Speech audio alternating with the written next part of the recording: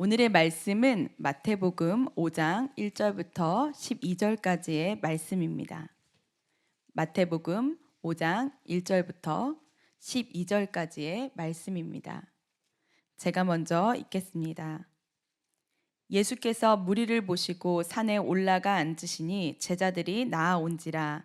입을 열어 가르쳐 이르시되 심령이 가난한 자는 복이 있나니 천국이 그들의 것임이요 애통하는 자는 복이 있나니 그들을 위로를 받을 것임이요 온유한 자는 복이 있나니 그들이 땅을 기업으로 받을 것임이요 의에 줄이고 목마른 자는 복이 있나니 그들이 배부를 것임이요 긍휼히 여기는 자는 복이 있나니 그들이 긍휼히 여김을 받을 것임이요 마음이 청결한 자는 복이 있나니 그들이 하나님을 볼 것임이요 화평케 하는 자는 복이 있나니 그들이 하나님의 아들이라 일컬음을 받을 것이며 의를 위하여 박해받는 자는 복이 있나니 천국이 그들의 것임이라. 나로 말미암아 너희를 욕하고 박해하고 거짓으로 너희를 거슬러 모든 악한 말을 할 때에는 너희에게 복이 있나니 기뻐하고 즐거워하라. 하늘에서 너희의 상이 큼이라. 너희 전에 있던 선지자들도 이같이 박해하였느니라. 아멘. 자리에 앉으시겠습니다. 이제 담임 목사님께서 나오셔서 세상을 어떻게 살아야 하는가라는 제목으로 말씀 전해 주시겠습니다. 할렐루야. 순전한 교회 주일 예배 참여하시는 여러분 모두를 주님의 이름으로 환영합니다.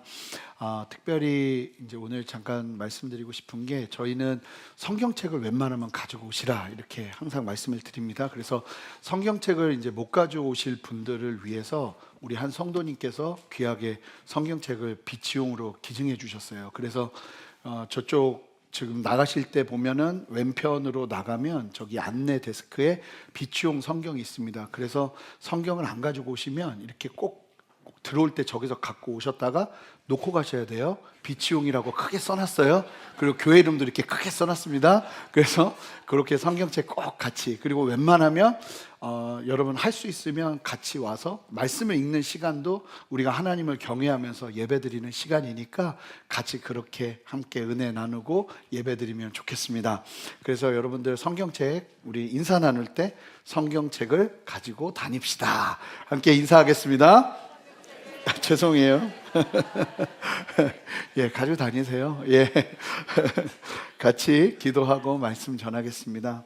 하나님, 오늘도 우리에게 생명의 말씀을 주실 텐데 이것이 진짜 우리의 복이 됨을, 그리고 이 복이 진짜 내 안에 복처럼 다가와서 이것을 누리기 위해 내 삶을 온전히 드리며 나아가는 걸음이 우리 안에 있을 수 있도록 성령님, 우리의 생각과 마음을 바꾸어 주시옵소서.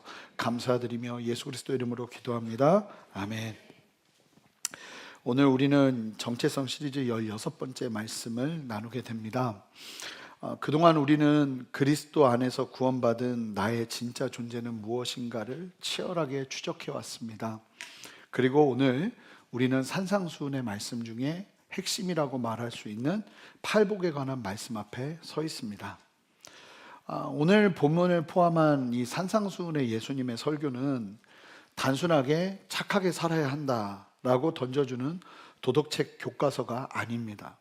산상수훈은 사실은 하나님 나라의 통치를 받는, 예수 믿고 구원받는다면 그 구원받은 성도들이 살아가야 될 삶의 원리와 원칙이 담겨 있는 말씀입니다. 특별히 이 산상수훈 중에서도 오늘 나누는 팔복의 말씀은 우리가 구원받기 위해서 애써 땀 흘려 올라가야 될 행위구원을 이야기하고 있지 않아요. 이걸 하면 이 복이 있고 그래서 이걸 해야 되고 이런 차원의 복을 이야기하는 게 아니에요. 여러분들과 함께 이 말씀을 나누면서 구원받은 성도로서의 정체성을 갖기 시작할 때 우리 안에 세상에서 안 보이던 복이 보이기 시작하는, 세상 사람들은 이걸 복이라고 생각하지 않아요. 그런데 예수 믿는 사람들은 아멘이 나오는 역사가 일어나게 되고 이 말씀대로 살게 되는 것이죠. 저는 여러분들의 눈이 오늘 이 팔복의 말씀을 대하면서 그냥 확 열려서 이게 진짜 복이구나 하는 게 여러분들에게 전인격으로 다가오기를 주님의 이름으로 축복합니다. 그래서 이게 막 진짜 그렇게 보이셔야 돼요. 여러분 아시잖아요. 뭐 어떤 세상의 복은 막 사람들이 그거 갖고 싶어 하잖아요. 막 마음에 열망이 일어나잖아요. 여러분, 주님이 말씀하시는 이 8가지의 복이 여러분들에게 열망으로 다가오길 바라요. 그래서 나도 그 복을 이루고 싶다 하는 마음으로 선한 은혜 누렸으면 좋겠습니다. 그래서 이 마틴 로이드 존스 목사님이 이렇게 얘기해요. 팔복은 지금 이 땅을 살아가는 모든 그리스도인들의 필수적인 성품이자 삶의 원리다. 그래서 세상 사람들과 철저하게 구별되는 그리스도인만의 독특한 정체성이 가장 잘 드러나는, 쉽게 말하면 예수 믿으면 어떻게 사는가, 예수 믿은 사람은 이렇게 살아야 된다 하는 그 가르침을 분명하게 보여주는 말씀이 바로 이 팔복에 관한 말씀이고, 성도는 이 팔복의 말씀을 바탕으로 세상에서 빛과 소금의 역할을 감당해야 한다는 거예요. 팔복은 이미 구원받은 천국 백성이라는 새로운 정체성을 부여받은 우리 모두가, 아멘이죠, 우리 모두가 내면에서 성령의 역사로 말미암아 변화되어 살아내는 삶의 양식, 바로 그것이 팔복이라는 거예요. 많은 성도님들이 궁금해하고 질문합니다. 내가 예수님을 믿어 거듭났고 구원받았는데 그렇다면 우리는 어떻게 세상을 살아야 됩니까? 이 질문에 대한 답이 오늘 팔복 말씀에 펼쳐진다는 거예요. 우선 오늘 팔복 메시지는요, 아주 흥미로운 특징이 있습니다. 이게 이제 어떻게 보면은 문학적 기법인데, 이 팔복의 메시지는요, 수미상관 기법이 사용이 돼요. 이게 무슨 얘기냐면, 수미니까 앞과 뒤, 처음과 맨 마지막이 같은 이야기를 해요. 그러면서 그 안에 담겨 있는 내용들을 마치 샌드위치처럼 이렇게 이야기하면서 말씀을 어떻게 보면 한 흐름 안에서 묶어서 설명을 하고 있는 것이죠. 그래서 3절에 보면 첫 번째 복, 심령이 가난한 자, 그리고 마지막 8번째 복, 의를 위하여 박해를 받는 자, 10절. 그 의를 위하여 박해를 받는 자, 그리고 처음에 말한 복, 심령이 가난한 자에게 부어지는 은혜의 복의 열매가 똑같아요. 뭐예요? 천국이 그들의 것이라는 거예요. 이 두 구절 사이에 샌드위치처럼 배열된 애통함의 복, 온유함의 복, 의의 주림의 복, 긍휼의 복, 청결함의 복, 화평케함의 복이 이게 함께 천국 백성이라는 주제 아래 어우러지는 거예요. 그래서 또 다른 특징이 뭐냐면, 재밌는 것이 이 3절과 10절 천국이 그들의 것이며 할 때 이 동사가 원문을 보면 다 현재형이에요. 이 두 부분만. 그리고 나머지 4절부터 9절까지 여러분 5개의 복에 관한 동사는 모두 뭐냐면 미래형이 사용돼요. 그러니까 무슨 얘기냐면, 성도는 예수 그리스도를 믿음으로 말미암아 온전하게 천국을 소유하게 됩니다. 아멘입니까? 그런데 그 천국을 소유한 백성들은 반드시 이 이어지는 복들을 삶 속에서 누리며, 지금은 못 누렸지만 지금까지는 앞으로의 삶 속에서는 누리며 살아가게 되는 은혜와 역사를 누려야 된다는 거예요. 뿐만 아니에요, 이것의 완성은 주님 다시 오시는 그때에 이루어지는 거예요. 이미와 아직 사이에 지금 우리가 이 복을 누리지만 주님이 다시 오셔서 새하늘과 새 땅으로 들어가는 그때 우리는 이 복을 더 충만하게 누리게 될 거예요. 그러니까 여러분들이 생각하는 천국과 성경이 말하는 천국은 많이 달라요. 하나님이 말씀하시는 천국은 이 팔복이 마음껏 누려지는 나라예요. 여러분이 생각하는 것처럼 일 안 해도 막 다 아침에 일어나면 알아서 음식이 차려져 있고, 밖으로 나가면 막 수많은 과일들 그냥 따다 먹으면 되고, 싸움도 일어나지 않고 그냥 온통 그냥 뭐 금은 보석으로 가득 차 있고, 이것이 천국이 아니라, 천국이 말하는 복은, 하나님 나라가 말하는 복은 이 팔복 안에서 어우러진다는 거죠. 함께 살펴보자는 거예요. 먼저 이 팔복의 메시지를 전하는 예수님의 마음과 당시 그 메시지를 들었던 사람들을 좀 살펴보면서 좀 더 구체적으로 팔복 안으로 들어가기를 원하는데요, 이 거의 스캔들이라고 부를 만큼 충격적인 선언을 주님께서 하십니다. 지금 이 수많은 군중들을 향해서 주님은 계속 8번을 반복해서 뭐라고 말하냐면, 너는 복이다 라고 이야기하신다는 거예요. 여기서 복이라고 말하는 단어가 헬라어 마카리오스라는 단어예요. 이 단어는요, 단순히 럭키하고 그냥 뭐 운이 좋아서 이루어지는 행운 같은 것이 절대 아니에요. 그 정도의 단어가 아니고 이 마카리오스가 나오면 이거는 뭐냐면요, 하나님만이 주실 수 있는 신적인 권세 아래 누려지는 참된 복이에요. 그래서 하나님 자신이 우리의 분깃이 되어주는 최고의 축복을 의미하는 것입니다. 이 말씀 듣다가 그래도 난 럭키가 더 좋은데 이래버리면 안 되는 거죠. 여러분들 안에 진짜 하나님 그분이 나의 분깃이 되는 참된 축복이 누려지는 은혜가 있기를 바라요. 근데 예수님이 너희들에게 그런 너희들은 복이다, 마카리오스다 라고 선포하는 그 선포를 듣는 당시의 회중들이 어떤 사람들이었는가? 당시 예수님의 말씀을 듣고자 찾아온 군중들을 향해 예수님께서 이 말씀을 선포했는데요, 회중들은 이 말씀을 들으면서 굉장히 놀랐을 거예요. 왜 그러냐면 당시 듣는 사람 중에 사회적으로 지탄받던 세리 마태 같은 사람들이 있었단 말입니다. 그 안에 7 귀신이 들려서 고통받던 막달라 마리아 같은 여인도 있었고, 창기와 같이 자기의 인생을 다 내어던져 버리고 포기하고 살아내는 사람들도 그 중에 있었다는 거예요. 많은 경우가 실제로 예수님을 찾아온 사람들 중에 귀신 들린 사람들이 있었고, 간질 환자나 중풍병자 등 질병에 시달리는 사람들이 있었어요. 여러분 아시는 것처럼 그 당시에는 의사가 없어요. 의사가 그 당시에 할 수 있는 건 향유, 그러니까 좋은 기름 발라주는 게 전부예요. 그 정도밖에 뭐 고쳐줄 수 있는 병이 많이 없었단 말입니다. 그러니까 절대적인 고통을 받고 있는 사람들이었죠. 게다가 아픈 것도 서러운데 유대 사회는 어땠냐면요, 당시에 가난이 있거나 소외를 당하거나 사회적인 소외를 당하거나 질병에 걸리면요, 하나님의 저주를 받았다는 명백한 증거라고 낙인을 찍어버렸어요, 사람들이. 그러니까 사람들이요, 정직하진 않아요. 망했어도 망했다고 말 안 해요. 그랬다간 나는 하나님의 저주를 받은 사람이 되니까 아파도 아프다고 말을 못 해요.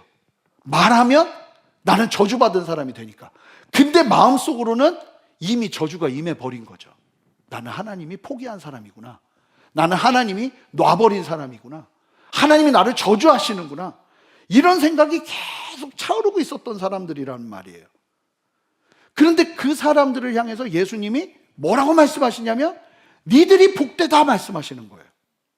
게다가요, 대부분의 평민들은, 유대사회의 대부분의 평민들은요, 바리새인들이나 서기관들처럼 엄격하게 율법의 세세한 조항들을 다 지키고 살 수가 없어요. 먹고 살아야 되기 때문에 그 말씀을 다 지키고 살려면 어떻게 해야 되냐면 직장 없이 맨날 말씀만 묵상하고 말씀만 붙들고 살아야 돼요.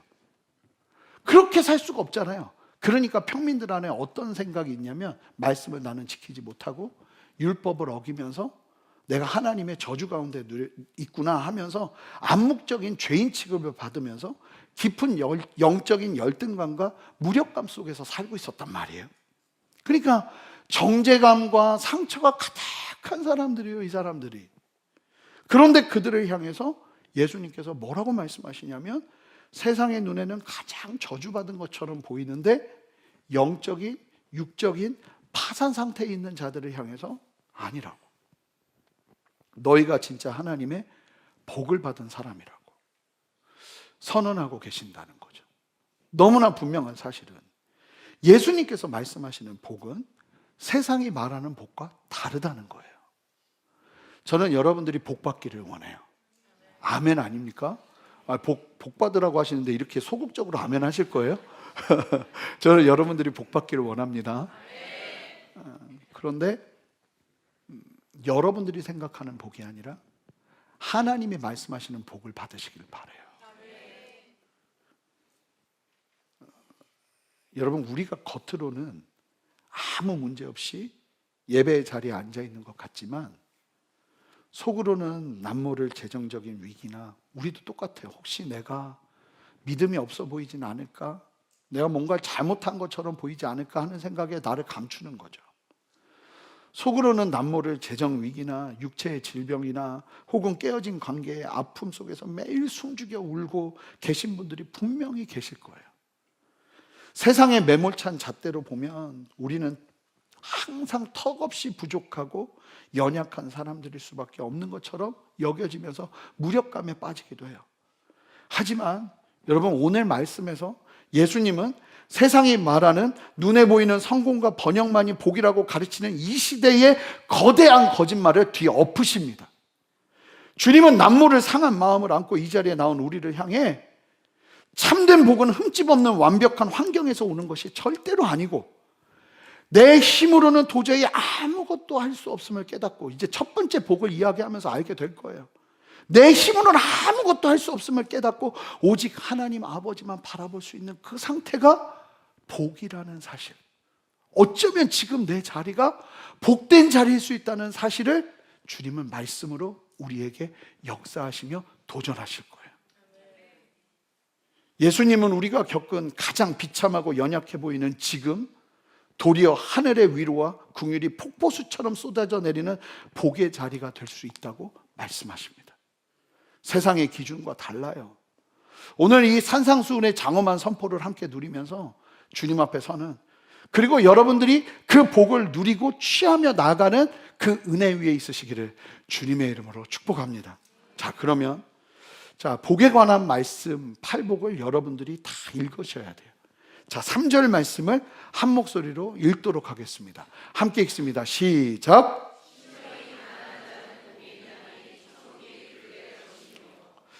여러분 보세요. 여기서 심령이 가난하다고 하잖아요. 근데 여기서 가난하다는 단어의 원문을 보면 어떤 뜻이냐면, 누군가의 도움이 없이는 웅크린 채 굶어 죽을 수밖에 없는 절대적인 빈곤을 의미하는 거예요. 그러니까 심령이 얼만큼 가난하냐면, 절대자 하나님께서 나를 도와주시지 않으면 이 상태는 해결이 되지 않을 가난함이에요. 마음이 철저하게 가난한데 이거를 누가 해결해 주질 못해요. 남편도 해결해 주지 못하고, 아내도 해결해 주지 못하고, 자식도 해결해 주지 못하고, 돈도 해결해 주지 못하고, 어떤 상황도 해결해 주지 못해요. 하나님만 해결해 줄 수 있는 그 정도의 아주 절대적인 궁핍과 가난의 상태. 심령이 그렇게 가난해야 뭐래요? 복이 있대요. 아멘입니까? 그렇게 가난해야 복이 있다는 거예요. 여러분, 하나님은 때로 우리가 기대하는 채워짐의 은혜보다 철저히 결핍을 느끼는 심령이 가난해지는 자리로 우리를 이끄세요. 이게 우리를 좌절하게 하시기 위함이 절대 아니에요, 여러분. 사실은 이 3절을 준비한 설교 원고문은 이게 아니었어요. 근데 오늘 새벽에 1시 좀 넘었나? 갑자기 눈이 떠지는데 이 상황이, 이 말씀이 계속 내 안에서 막, 뭐가 진짜 복인가? 뭐가 진짜 복인가? 그러면 내가 원하는 것들이 다 이루어지고 평안을 누리고 막 함께 신앙생활 하면서 내가 원하는 막 사업이 막 잘 되고, 진짜 이걸 복이라고 이야기하시면 우리가 또 거기에 따라갈 텐데, 무엇이 복인가? 주님이 막 말씀하시기 시작하는 거죠, 저한테. 여러분, 하나님이요, 우리를 하나님만 갈망하게 하시는 자리로 이끄실 때가 있어요. 참 신기한데요, 이 심령이 가난해져야 뭐가 보이냐면 본질이 보여요. 이게 안 그럴 때는 사느라고 정신없어서 그런 게 안 보여요. 근데 참 신기하죠? 마음이 그렇게 누군가의 도움 정도가 아니라 하나님이 아니면 채울 수 없는 그 철저한 심령의 가난한 상태로 주님 앞에 나아갈 때 하나님이 우리 안에 역사하시는데, 그 비로소 뭐가 보이냐면 천국이 나의 것이 되는 역사를 누리기 시작한다는 거예요. 심령이 가난해지는 영적인 갈급함과 상실의 때를 오히려 하나님 앞으로 더 깊이 나가는 영광스러운 기회로 삼을 때 하나님이 하시고자 하는 일들이 우리의 삶 가운데 복으로 이루어지기 시작하는 거예요. 고린도후서 4장 17절 18절에 보면 이런 말씀이 있어요. 제가 읽어드릴게요. 우리가 잠시 받는 환난에 경한 것이 지극히 크고 영원한 영광에 중한 것을 우리에게 이루려 하심이니.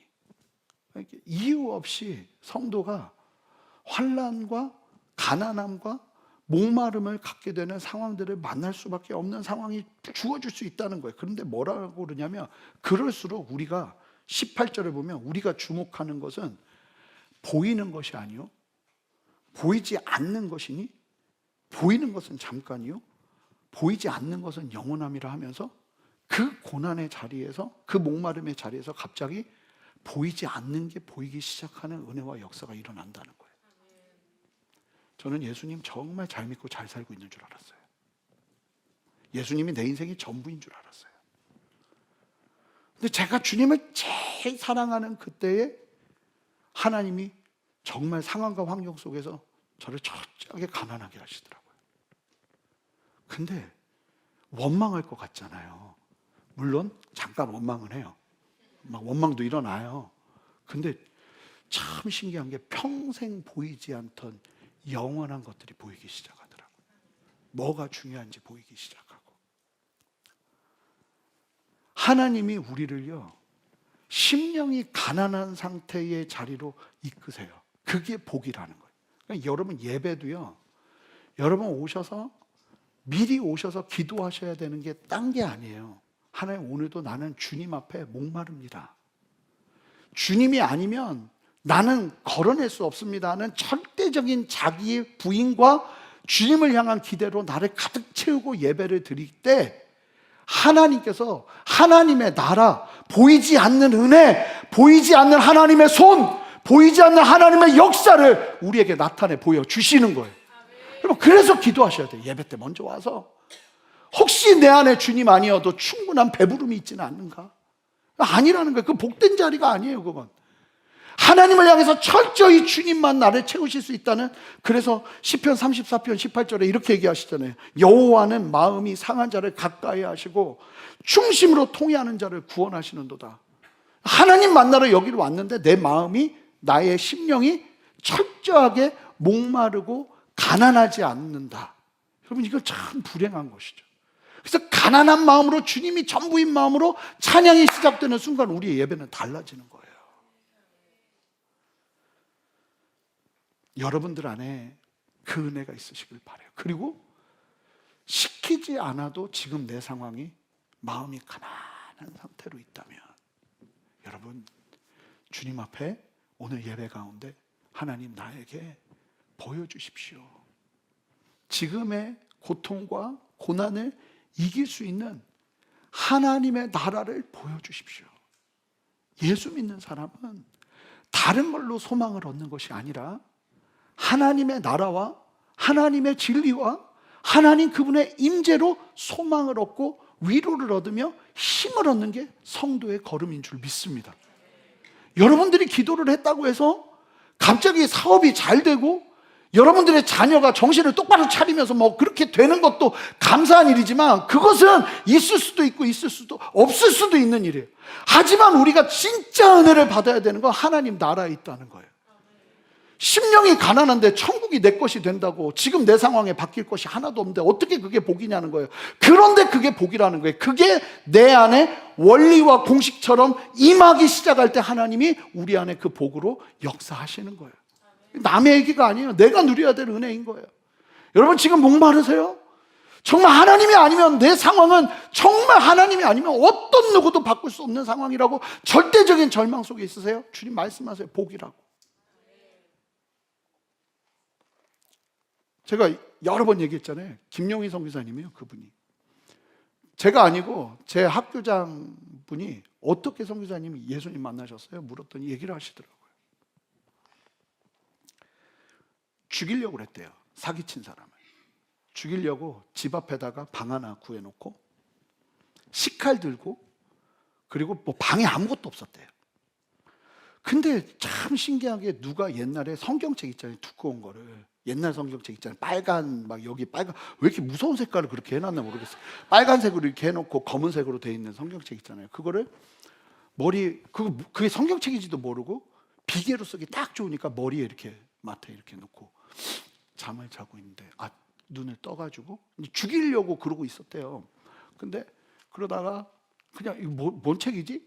하고 딱 폈는데 하필이면 마태복음 5장 1절부터 산상수훈 8복 말씀이 보인 거예요. 딱 보는데, 말씀을 딱 보는데 심령이 누워서 이렇게 봤대요. 심령이 가난한 자는 복이 있나니 천국이 저희 것이며 하는데, 이게 무슨 소리야? 내가 지금 제일 가난한데 복이 있어? 뭔 소리지 이게? 이런 얘기 처음 들어보는 거예요. 내가 지금 마음이 너무 가난한데 복이 있어? 그러면서 그러시더라고. 이렇게 읽다가 이렇게 읽기 시작했대. 그리고는 이 말씀 앞에 꼬꾸라진 거예요. 완전히 꼬꾸라진 거예요. 이 너무나 세상과 다른 하나님의 말씀의 복, 그 복의 말씀이 성령 안에서 그냥 들리기 시작하면서 이분이 인생이 그날 그 방에서 바뀌어버린 거예요. 되게 재밌는 얘기 들었었어요. 누구도, 그래서 주일에 그렇게 교회를 가셨대요, 그분이. 근데 누구도 수요 예배가 있다는 얘기를 안 한 거예요. 그렇게 화가 나더래요. 왜 그걸 나한테 얘기를 안 했나. 그래서 수요일을 그렇게 또 같이 갔대, 주일하고 수요일. 근데 또 누구도 새벽 예배가 있다는 얘기를 안 하더래요. 그래가지고 새벽 예배가 있다는 얘기를 듣고 그 다음부터 새벽 예배 가고 막 하면서 얘기를 듣는데, 여러분 이게 진짜 복으로 다가와야 성도예요. 나는 이거 복 아닌데 마음이 왜 가난해야 돼? 여러분 여기서 개조가 되는 성령 안에서 눈이 떠지는 은혜와 역사가 일어나길 주님의 이름으로 축복합니다. 그리고 솔직히 여러분 가난하실 거예요. 목마르실 거고 돈 다 벌어봤지만 그게 여러분들을 채우지 않을 거예요. 남들 다 의시될 수 있는 가정 가지고 있어도 죽음을 생각할 수 있고, 저는 이 강남 지역에서 목회하면서 너무나 원칙처럼 너무나 많이 느껴요. 다 번듯해 보이지만 안으로 들어가면 심령이 문드러져 있는 게 얼마나 많은지 몰라요. 제가 목회하면서 기억나는 하나가 있거든요. 굉장한 부자셨어요. 근데 이제 죽음을 앞두고 혼자 계시는데 자녀도 뭐도 아무것도 없더라고요. 진짜 큰 집에 일하는 기사랑 이렇게 있는데, 제가 그분 기도해드리고 나오는 그 방문을 지금도 기억해요. 침대에 멍하니 앉아 계신 그분을. 전혀 행복이라는 게 없고 온갖 불안과 자녀들과의 관계 속에서 사실은 우리가 마음이 가난해요. 그런데 여기서 천국을 보지 못하고 하나님의 나라를 보지 못하고 여전히 육적인 거에 사로잡혀 살아간다면, 여러분 진짜 이거는 너무 안타까운 일인 거예요. 순전한 교회 예배하러 왔는데 하나님의 나라가 안 보인다면 이건 말도 안 되는 일이에요. 저와 여러분들 안에 하나님의 나라가 보이는 은혜와 역사가 있기를 주님의 이름으로 축복합니다. 반드시 보셔야 돼요. 이게 다른 거는 몰라도 그게 보여야 돼요. 그 목마름은 나갈 때 하나님의 나라가. 두 번째, 애통하는 자예요. 4절 한 목소리로 읽습니다. 시작.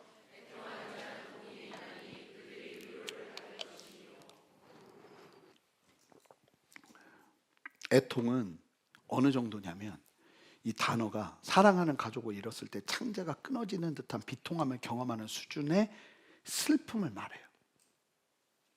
이렇게 도무지 씻겨지지 않는 죄에, 그냥 여러분 지난주 말씀 보셨지만, 아니 회복을 하려면 회개의 자리로 나가라는 거예요. 내가 지치고 힘든데도.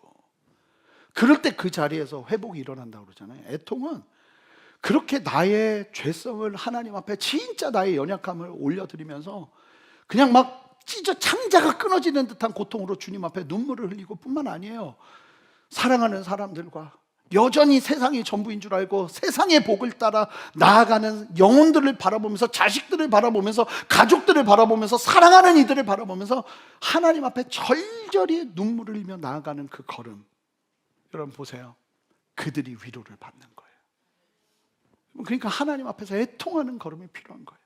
제가 예전에 교회 사역할 때, 제가 그때는 찬양 인도를 했잖아요. 주로 찬양 인도를 하는데 한 집사님이 이쯤에서 엄청 우시는 거예요. 찬양하는 내내 막 진짜 눈물이 저러다 눈에 병 나겠다 싶을 정도로 우시더라고요. 설교 내내 울고 적용 찬양하는 내내 울고, 마음이 막 가잖아요. 그렇다고 또 우시면 안 돼요. 근데 하여가 그래 찾아갔어요. 그래서 무슨 일이 있으시냐고. 그랬더니 뭐라고 그러시냐면, 예배 드리는데 나한테 사기친 놈이 생각나서 그렇게 화가 나서 눈물을 흘렸다고. 진짜 정말 안타깝죠. 저희 교회는 그렇게 울지 않기를 바라요. 진정한 애통이 있어야죠. 막 사기친 그 엑스를 생각하면서 막 눈물이 나고, 그놈 막 생각하면 막 분해서 눈물이 나고, 이런 게 우리의 걸음이 아니라 진짜 영혼을 사랑하는 마음, 하나님의 마음, 또 하나님의 진리 앞에서는 나의 연약함, 그런 것들을 바라보면서 애통하며 나갈 때 하나님이 우리를 위로하시는 거예요. 그러니까 정상적인 사람을 하나님이 위로하지 않으세요. 여기는 그냥 다 주님 앞에서 가난하고 목마르고 애통하는 심령으로 하나님 앞에 설 때 하나님이 우리와 함께 하시는 거예요. 그러니까 여러분, 그런 상태를 만드세요. 예배 때 주님 앞에 전심으로 정상인처럼 예배하지 마세요.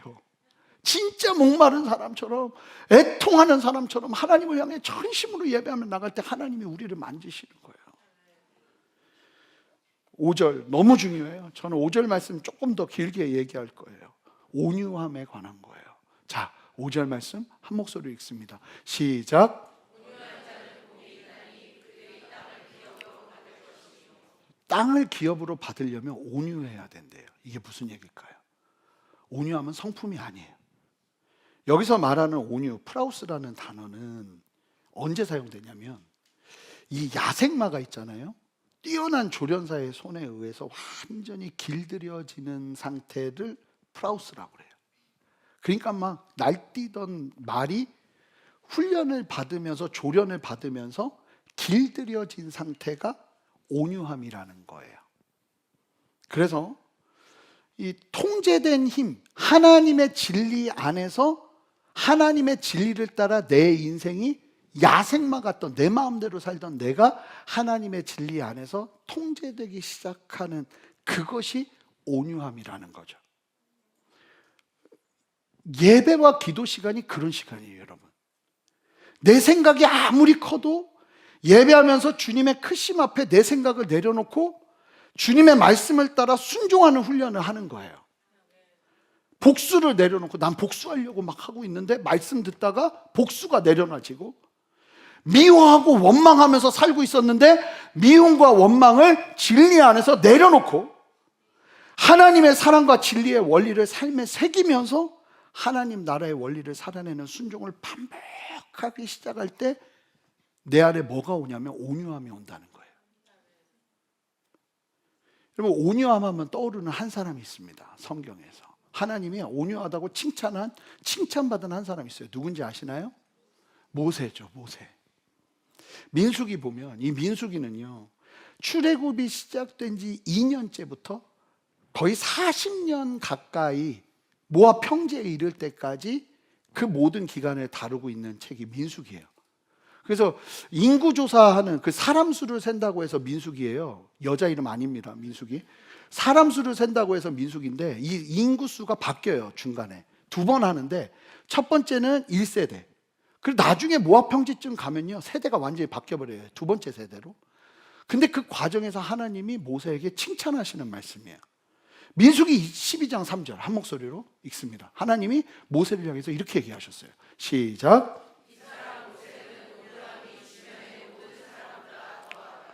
참 기가 막힌 게 뭐냐면, 모세도 성질이 보통이 아닌 사람이었습니다.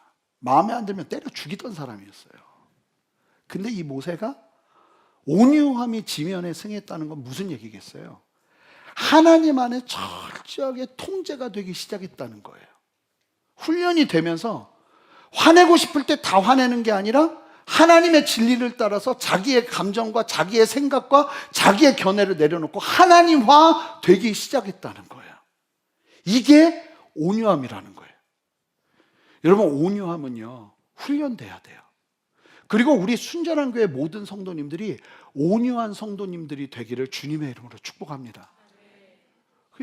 어제 말씀도 보니까 분노에 대해서 말씀하시는데, 분노를 어떻게 하라고 그러냐면 긴 호흡으로 참으래요.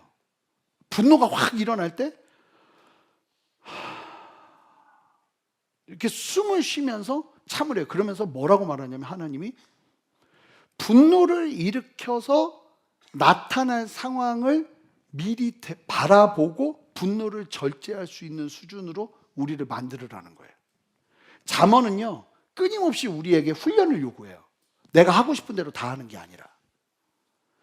그렇게 훈련이, 그러니까 예배 드리다가 저도 이게 말씀 안에서 제 분노가 일어나는 상황에서 이게 이제 적용이 되기 시작하는 거죠. 제가 어제 긴 한숨 쉬었을까요? 안 쉬었을까요? 쉬었다고요? 몇 번 쉬었어요. 화가 막 일어나는데 말씀이 그렇게 말했잖아요. 온유해져야죠.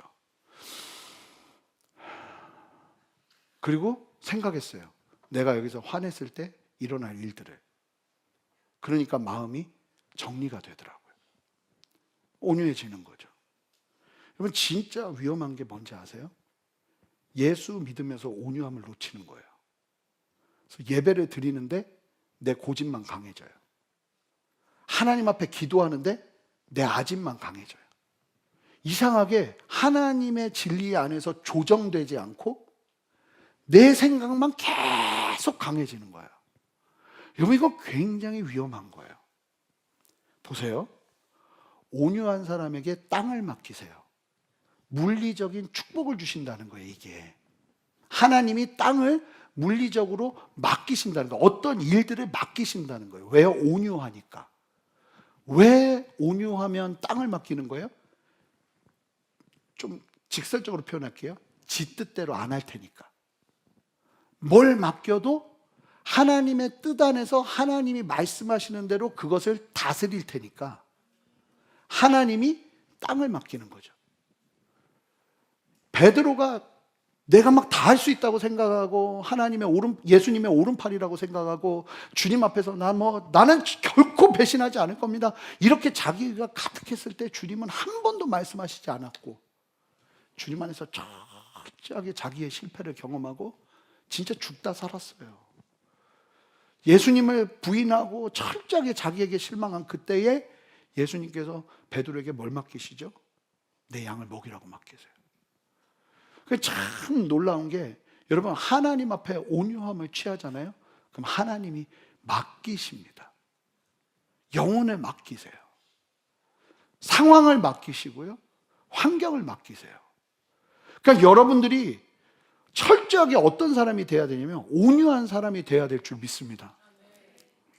그러면 하나님이 맡기시는 거예요. 나 하나님한테 이 받은 땅이 하나도 없는 것 같다. 그러면 여러분, 늦지 않았어요. 이 카메라와 자막을 섬기시기 바라요. 그렇게라도 땅을 받으세요.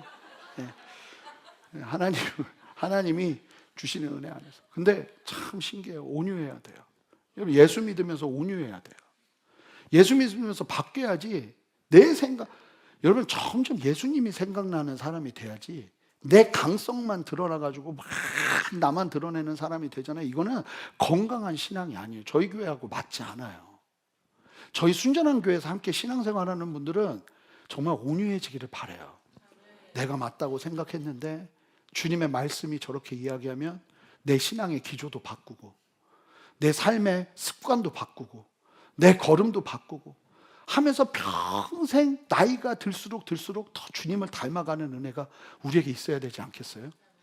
근데 제가 보니까 저도 나이가 많은 사람이 아니니까 함부로 말하면 안 되지만 그래도 보면 연세가 드시면 드실수록 온유함이 참 쉽지 않은 것 같아요. 되게 무서워요. 이게 굉장히 더 강해지고 내 생각이 많아지고 나는 딱 이렇게, 그래서 이걸 벗어나는 거는 하지도 않을 테고 건드지도 말아라. 그렇게 나아가는 경우가 너무 많죠. 근데 우리 예수님은 우리에게 뭐라고 말하냐면 온유한 자가 복이 있다는 거예요. 여러분, 자녀 앞에서도 온유하셔야 돼요. 내가 생각하는 그림으로 자녀를 끌고 가려고 하지 마세요. 주님이 자녀를 끌고 가시려는 목적대로 자녀를 놔주셔야 돼요. 그리고 내가 주님 앞에서 철저히 매니저가 되어 걸어내기 시작할 때 땅을 맡긴다니까요. 자녀를 맡긴다니까요. 하나님의 은혜를 우리에게 허락하시면서 직임을 주신다니까요. 여러분, 그 은혜가 있으시기 바라요. 온유해야 돼요.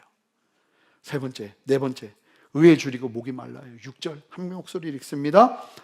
의에 줄이고 목이 마른 자는 복이 있나니 그들이 배부를 것이다. 참 신기해요. 배부름을 경험하고 또 주님 앞에 나갈 때 어떻게 되냐면 의에 줄이고 목이 말라야 돼요. 그리고 또 그렇게 나가기 시작할 때 배부름이 임해요. 그 진짜 목마름은 우리에겐 생명이에요.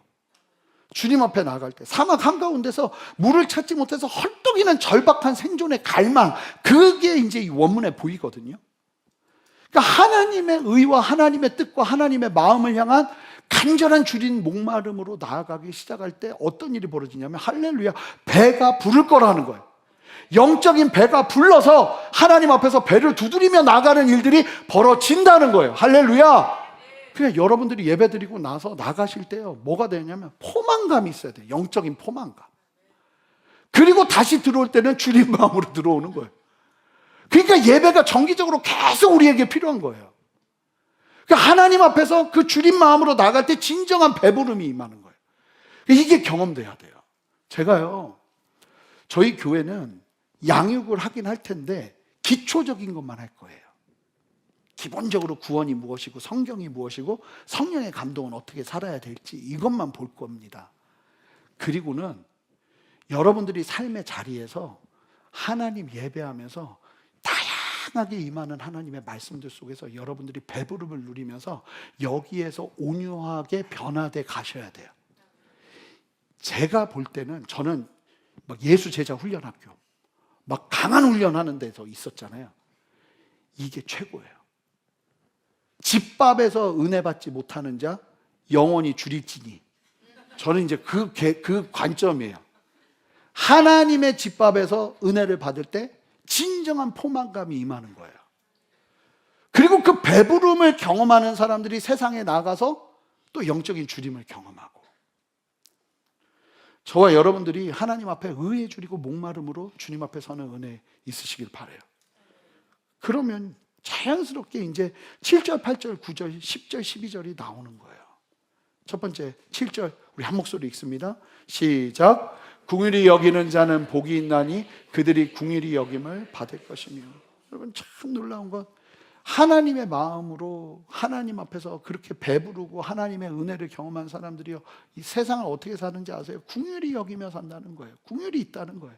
그리고 재밌는 것은 궁휼히 여기는 자가 궁휼함을 받아요.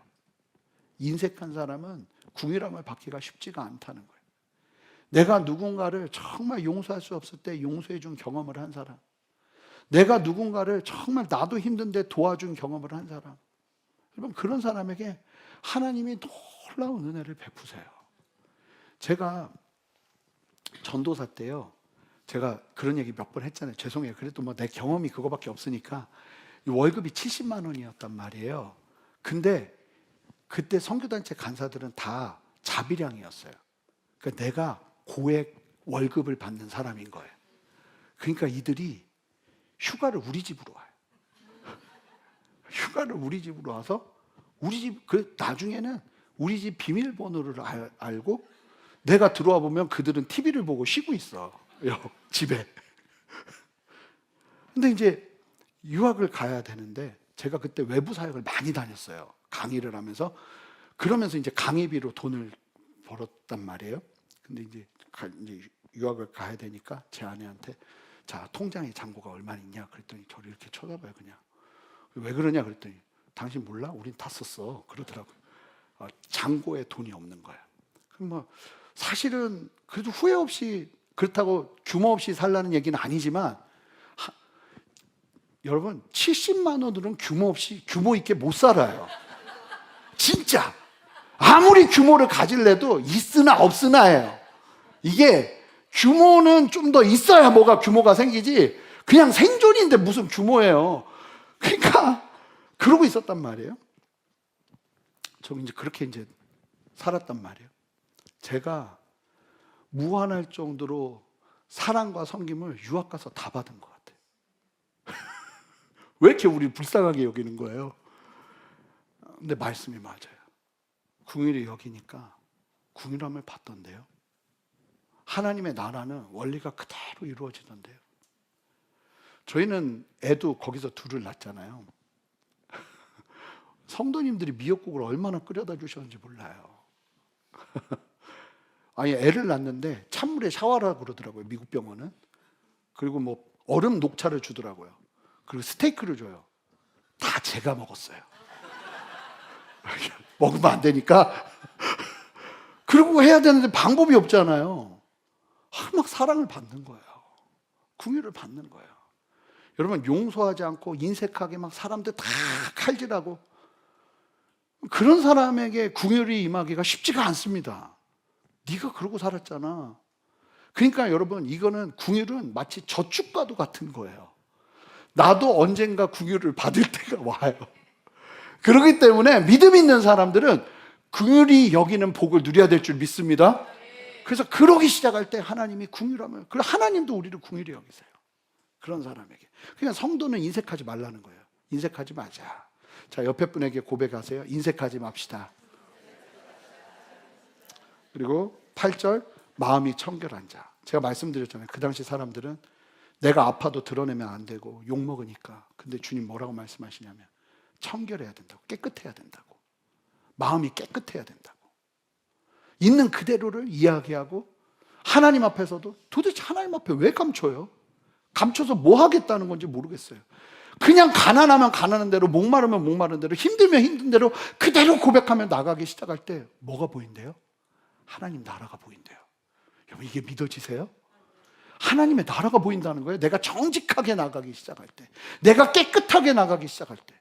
여러분, 직장에서 여러분들이 청결하기 시작할 때 하나님의 나라가 거기서 보일 거예요. 가정에서 오히려 정직하게 나가기 시작할 때 하나님의 나라가 보이기 시작할 거예요. 9절 보세요. 화평하게 하는 자. 이 화평하게 하는 복이 있어야 된다는 거예요. 우리가 가는 곳에 피스메이커. 그러기 시작할 때 그 화평하게 하는 거를, 그러니까 남들 욕할 때 똑같이 욕하면 절대로 그리스도인답다는 얘기 못 들어요. 근데 오히려 그 자리에서 화평을 위해서 하나님 앞에 기도하며 나아가는 그 자리에서 하나님의 아들이라 일컬음 받는 역사가 일어나는 거예요. 그리고 마지막, 이게 뭐가 복인가 봤더니 10절, 11절, 12절 보시면 의를 위하여 박해받는 자가 복이 있다는 거예요. 여러분, 아멘입니까? 두려워하지 마세요. 그리고 제가 이 교회를 사역을 하면서 안 건데, 주님을 위해 헌신하면 헌신할수록 욕을 많이 먹어요. 아멘 하셔야 돼요. 이건 원리입니다. 가만히 있으면 아무도 욕 안 해요. 근데 주님 위해서 사역하고 헌신하잖아요. 교회는 아니 땐 굴뚝에 연기가 나는 게 아니라 굴뚝도 없는데 연기가 나는 곳이에요. 아닌 것 같으세요? 굴뚝 없는데 연기 나요. 근데 그거 다 뭘 얘기해요? 하나님 뭐라고 말씀하세요? 12절, 우리 한 목소리로 읽어볼까요? 12절 말씀 한 목소리로 시작. 즐거워하라. 하늘에서 너희의 상이 큼이라. 너희 전에 있던 선지자들도 이같이 박해하였느니. 여러분, 교회뿐만 아니라 세상 한가운데서 예수 그리스도를 믿고 주님 때문에 사는데, 여러분, 어려움이 온다면, 고통이 온다면, 핍박이 온다면, 함부로 대함이 온다면 오히려 주님 뭐라고 말씀하시냐면 기뻐하고 즐거워하라는 거예요. 우리가 기뻐하고 즐거워야 될 영역이 여기 있어요. 주님의 진리 안에서 흔들리지 마시라는 거예요. 막 그러면서 내가 예수님 잘못 믿은 거 아닌가? 그러지 마시라는 거예요. 오히려 하나님께서 주시는 복의 열매가 뭐냐면 기쁨과 즐거움이 내 안에 막 일어나기 시작한다는 거예요. 오늘 본문 팔복이 말하는 근본적인 메시지를 보면서 이제 마칠 텐데, 여러분, 이 팔복은요 아주 강력한 메시지가 숨겨져 있어요. 아마 아시는 분들도 많을 거예요. 잠깐 좀 그림을 보시겠어요? 이 팔복을 보시면 넷넷으로 나눠져요. 첫 번째부터 네 번째 복, 다섯 번째부터 여덟 번째 복. 근데 이게 십자가처럼 이 첫 번째부터 네 번째 복은 누구와의 관계냐면 하나님과 우리의 관계예요. 수직적인 거예요. 하나님과 우리의 관계 속에서 주어지는 복이에요. 그리고 나머지 다섯 번째부터 여덟 번째까지의 복은 하나님과 우리의 관계 속에서 복을 누리는 사람들이 세상으로 나갈 때 함께, 세상과 함께 수평적으로 나눠야 되는 복이 바로 이 복이라는 거죠. 근데 저는 말씀을 준비하면서 어떤 생각이 들었냐면, 야, 예배가 이렇게 중요한 거구나. 하나님 앞에 서서 은혜를 받는 게 이렇게 중요한 거구나. 이게 제대로 되지 않으면 이건 일어날 수가 없는 거예요. 이거는 성품이 아니에요. 캐릭터가 아니에요. 하나님으로부터 은혜를 충만하게 받은 자가 그 은혜를 가지고 살아내게 하는 하나님의 능력이고 열매예요. 할렐루야입니까? 그래서 여러분들이 예배의 자리에서 목숨 걸고 심령이 가난한 상태로 하나님을 예배하셔야 돼요. 애통하는 마음을 놓치지 마셔야 돼요. 온유함, 주님 앞에 다 열어놓고 하나님 나 오늘도 수술 받을게요. 바꿔주세요. 날 고쳐주세요. 새롭게 해주세요. 그 마음으로 나가야 돼요. 의에 줄이고 목마름으로 나가야 돼요. 그럴 때 하나님이 우리 안에 이 복을 허락하세요. 천국을 보게 하시고 하나님의 나라를 보게 하시고 세상의 어떠함 때문에 막 내 눈이 떠지는 게 아니라 갑자기 보이지 않던 하나님의 나라가 보이기 시작하고 하나님의 위로가 임하기 시작하고 배가 부르기 시작하고 하나님의 유업, 땅이 기업으로 임하기 시작하는 역사를 막 누리기 시작할 때 성도들이 어떤 힘을 갖냐면 세상에서 긍휼히 여길 수 있는 여유가 생기고 마음이 청결해서 그러니까 예수 믿는 사람은 뒤와 앞이 다르면 안 돼요. 저는 힘들어요. 그러면 저도 그냥 있는 그대로 제가 충청도잖아요. 충청도의 특징은 아니에요 하면 그 아니라고 들으면 안 돼요. 아니에요에 담겨있는 수만 가지의 뜻을 파악해야 돼요. 진짜 아닌 건가? 맞나? 아니 너무 힘들어요. 근데 사실은 하나님의 나라는 충청도식이 아니라는 거예요. 전 대전 사람이니까 자신 있게 얘기할 수 있습니다. 마음이 청결해야 돼요. 그럼 하나님 앞에서 은혜 받을 때 우리의 마음이 청결해져요. 화평하는 자리로 나가기 시작하는 거예요. 의리 위에 박해를 받는 자리를 두려워하지 않는 거예요. 이게 제대로 안 되면 세상에서 흔들면 막 바로 위축돼서 나 안 할래, 못해 막 이렇게 돼요. 근데 이게 충만해지면 두려움 없이 나갈 수 있는 은혜와 역사가 이루어지는 거죠. 사랑하는 성도 여러분, 팔복의 열매를 보세요. 천국을 소유하고 하나님의 위로를 받고 땅을 기업으로 받으며 배부름을 경험하고 긍휼히 여김을 받고 하나님을 볼 뿐만 아니라 하나님의 아들이라 일컬음을 받는 은혜와 역사, 이게 정체성인 거예요. 이 정체성을 누리기 위해 심령의 가난함, 애통함, 온유함, 의에 줄이고 목마름, 긍휼을 소유하고 마음이 청결하고 화평케 하고 의를 위하여 핍박을 받는 것을 두려워하지 않고 복으로 여기며 나아가는 은혜가 우리에게 필요할 줄 믿습니다. 여러분, 세상이 던져주는 진흙파이 같은 가짜 행복에 만족하지 마세요. 여러분, 세상이 말하는 그 복에 현혹되지 마세요. 그리고 이 팔복이 여러분들의 눈에 확 들어오길 바라요. 여러분, 기도하세요. 하나님, 저는 오늘도 주님의 은혜 없이는 단 1초도 살 수 없는 심령이 가난한 자입니다. 내 속에 더러운 죄악에 애통하며 분노가 치밀 때 십자가의 온유함으로 반응하게 하여 주십시오. 나를 채우신 수직적인 은혜가 내 삶을 관통해서 세상을 향한 긍휼과 화평의 강물로 수평적으로 흘러갈 수 있도록 역사해 주십시오. 그렇게 주님 앞에 오늘도 목마른 마음으로 주님이 여러분들을 마음껏 조종해서 온유한 자로 서는 그 놀라운 은혜 위에 있으시기를 주님의 이름으로 축복합니다. 함께 기도하시겠습니다. 주님, 여러분 다 눈을 감고요, 여러분 두 손을 주님을 향해서 막 높이 드세요. 하나님, 나에게 이 복을 허락하여 주시옵소서. 하나님, 나에게 이 팔복을 부어 주시옵소서. 하나님의 참된 복이 내 안에 임하는 역사를 보게 하여 주시옵소서. 감사드리며 예수 그리스도 이름으로 기도합니다. 아멘. 우리 다 같이 일어서시겠습니다. 우리 주님 앞에, 여러분 옆에 사람 생각하지 마세요. 하나님 앞에 목마른 마음으로 정말 주님이 나를 건져주시면 안 된다는 그 간절함으로 주님 앞에 서시기 바래요. 우리 함께 마음이 상한 자를 찬양하며 나갈 텐데 함께 찬양하며 주님 앞에 나아가도록 합시다. 함께 고백하겠습니다. 고백합니다. 마음이 상한 자를, 마음이 상한 자를 고치시는 주님, 하늘의 아버지 날 충만하소서. 주의 길로 인도하사 자유케 하소서. 새 일을 행하사 부게 하소서. 의에 줄이고 의에 줄이고 목이 마르니 성령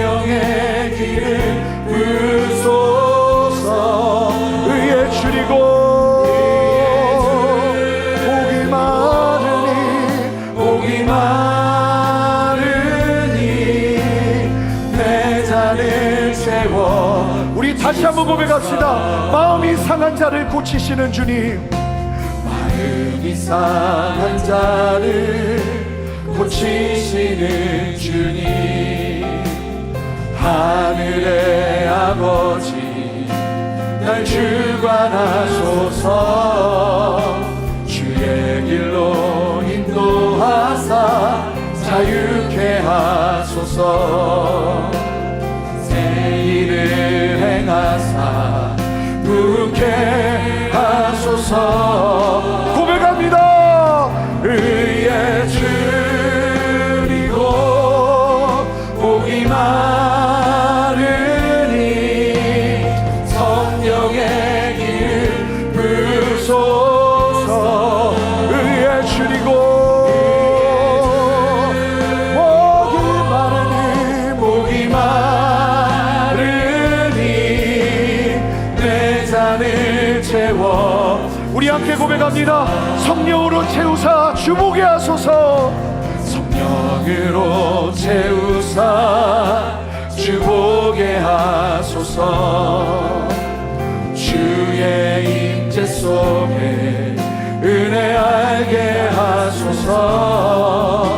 주 뜻대로 살아가리 세상 끝날까지. 나를 빚으시고 새날 열어주소서. 우리 두 손을 높이 들고 고백합시다. 줄이고 목이 마르니 성령의 길을 부소서. 의에 줄이고 목이 마르니 내 잔을. 우리 함께 선포합시다. 내 안에 넘쳐나네, 넘쳐나네, 넘쳐나네. 주를 향한 내 속에 갈망이 주님께로 날 이끌어 주소서.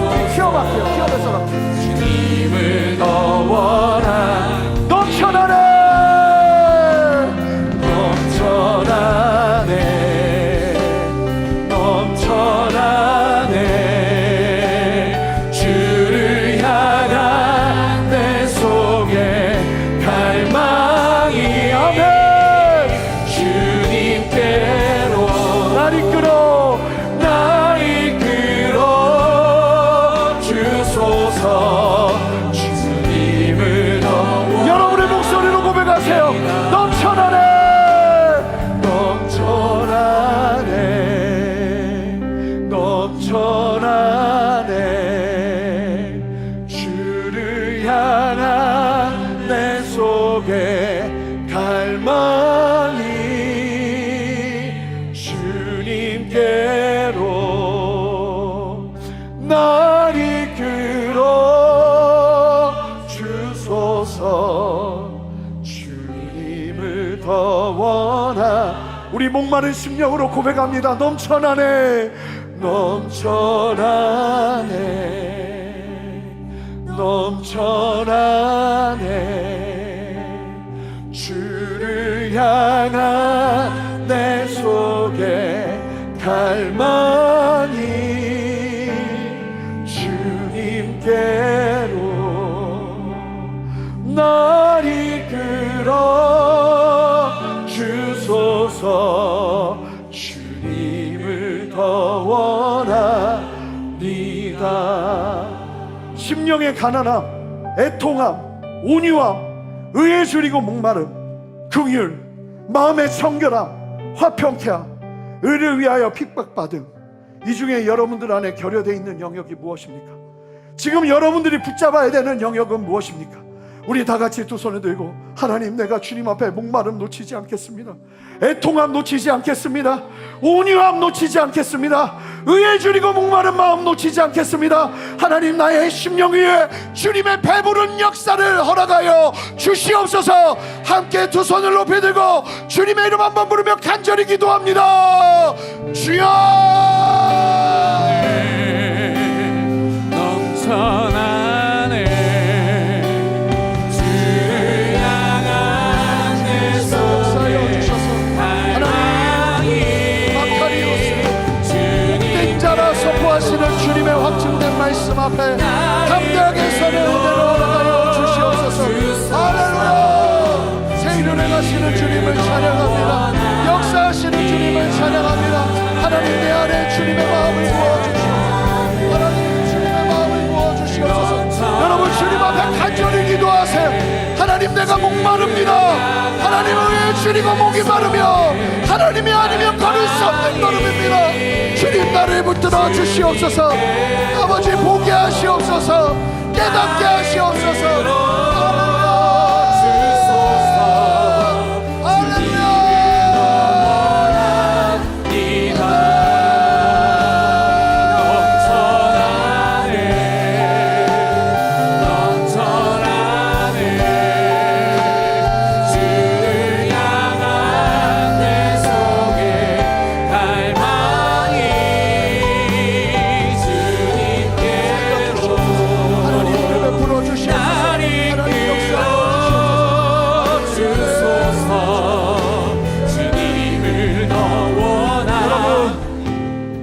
주님 앞에 완고함을 회개합시다.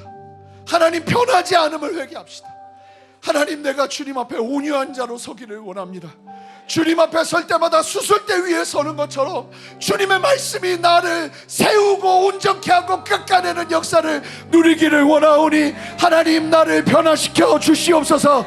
아버지 온유한 자 되게 하여 주시옵소서. 여러분들이 아시잖아요. 너무나 변하지 않는 여러분들을 보시잖아요. 하나님 나를 긍휼히 여겨 주십시오. 온유한 복을 허락하여 주시옵소서. 다 같이 두 손을 들고 주님의 이름 간절히 부르며 기도합니다. 주여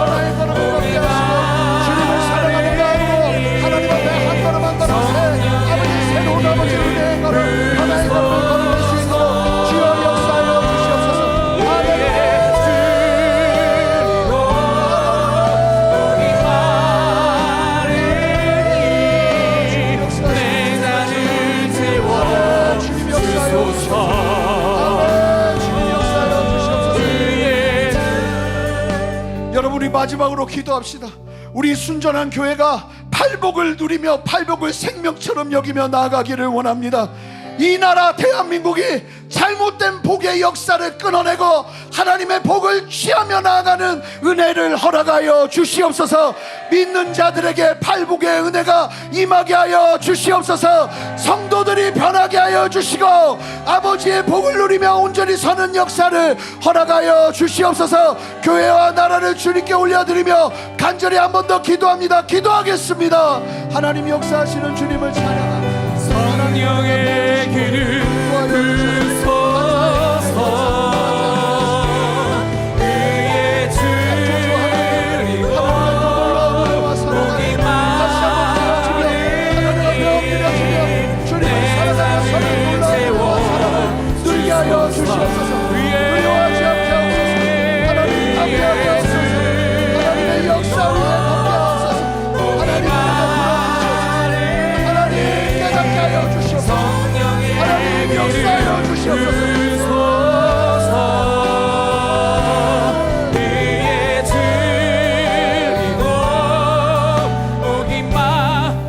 여러분 하나님은요 근원적인 걸 채우세요.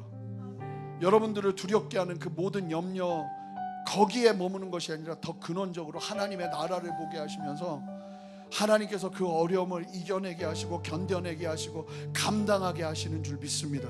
특별히 여러분들 안에 두려움, 염려로 고통받고 있는 영역이 있다면 여러분들의 두 손을 가슴에 대시기 바라요. 이 시간 함께 기도할 텐데, 내가 나사렛 예수 그리스도 이름으로 명하는 것은 주로부터 오지 않은 일어나지 않을 일에 대한 두려움과 염려들아 예수 이름으로 명하노니 떠나갈지어다.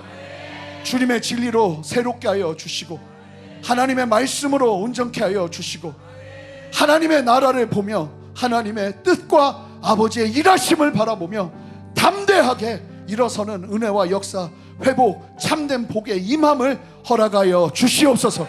배부르게 하옵소서. 영적으로 배부르게 하옵소서. 하나님 앞에 만족하게 하시고 하나님으로 기뻐하게 하시고, 하나님 특별히 그 과정 속에서 치열하게 싸우며 온유함으로 승부하는 하나님 앞에 변화된 성도들에게 주님의 땅을 기업으로 나누어 주시옵소서. 새 일을 행하시는 주님을 찬양합니다. 두려워하지 않게 하시고 하나님을 신뢰하게 하시고, 다시 한번 예수 그리스도 이름으로 명하노니 하나님의 온전한 복의 개념이 우리의 생각과 마음 가운데 충만하게 임할지어다. 주님 역사하시고 함께하여 주시옵소서. 감사드리며 예수 그리스도 이름으로 기도합니다.